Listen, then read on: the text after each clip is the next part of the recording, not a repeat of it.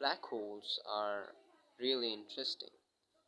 I mean, not just in a way that they are physically present in our universe, but rather the mathematics behind them is also very interesting. So recently I was watching some videos about simulation of black holes in computer animation or simulation, and that there was kind of a very complicated thing. A lot of mathematics was working there, and that is not what we are going to talk about in this video, but rather what we would be doing is when I watched those videos, I wondered if there was this very simple definition which we could use for a black hole to just define it, that something is a black hole and the other thing is not. And when I searched it upon the internet, and I came up with the definition, and uh, but for that thing, uh, you to understand, you have to first understand the concept of escape velocity. There's something called escape velocity, and and if you are very familiar with the law of conservation of energy, that is not a really big thing for you to understand. What that means is that, let's say, there is some planet, let's say Mars, and there's, let's say, a drone which is sitting on the surface of Mars. Now, the thing about gravitational force is that potential energy due to gravitational forces is always negative, because gravitational force is always attractive, apart from other theories, some modern theories, but that's not what we are going to talk about. Okay, so basically what happens is that you have some negative potential energy, right? Now, in order to convert that potential energy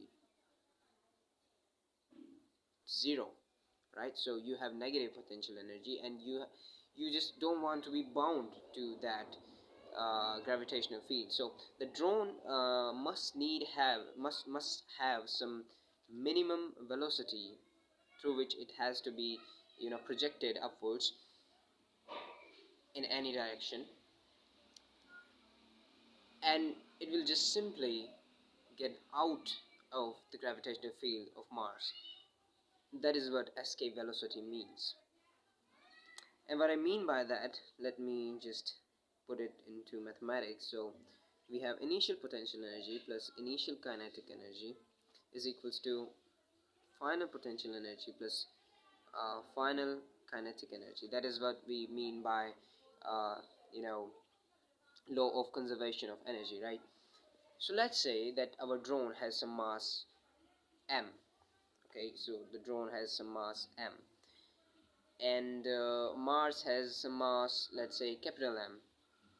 Okay, and of course, now in order to calculate the gravitational potential energy, we just multiply the product of the masses with the gravitational constant, universal gravitational constant, and divide it by the distance between the masses. And in this case, that would simply be the radius of Mars, right? So that would be its potential energy, and of course it is negative because gravitational forces are always attractive.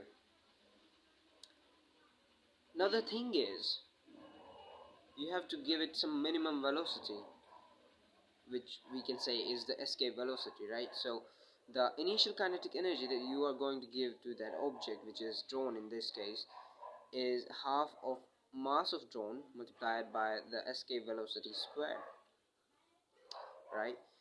And this thing will be equal to zero potential energy and zero kinetic energy, right? This because of the fact that we are just talking about the case in which the object just comes out of the gravitational field of the Mars and doesn't move at all. That's what means about by final kinetic energy is zero. So we put 0 plus 0, which is 0.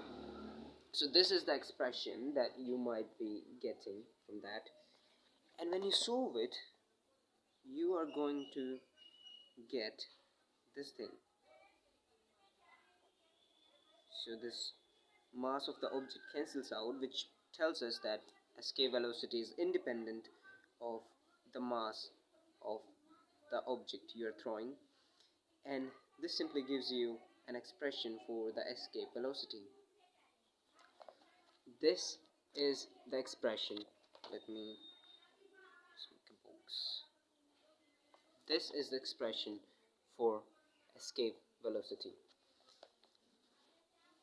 So this was all about escape velocity, but you might wonder, why did I even introduce this concept to you? The thing is, the more the mass you have of the planet, the more the escape velocity would be, right? Lesser the radius, more the escape velocity. That is what I told you from the expression, as escape velocity was directly proportional to the square root of mass and inversely proportional to the square root of radius. Now, how do we apply this concept in for black holes? The thing is, for a black hole, the escape velocity exceeds the speed of light, which is the limit of our universe for something to have mass and travel. If something has a mass, it cannot travel uh, with the speed of light. It will always be lesser than the speed of light with which the mass will travel. So this is the very definition of a black hole, that the escape velocity for somebody is exceeding the speed of light, then that thing is called a black hole. And that was also clear with the mathematics that I just told you. So that's it in this video. I hope you got a bit of an understanding of, some new concepts, some new perspective of looking at the black holes. Thanks for watching this video.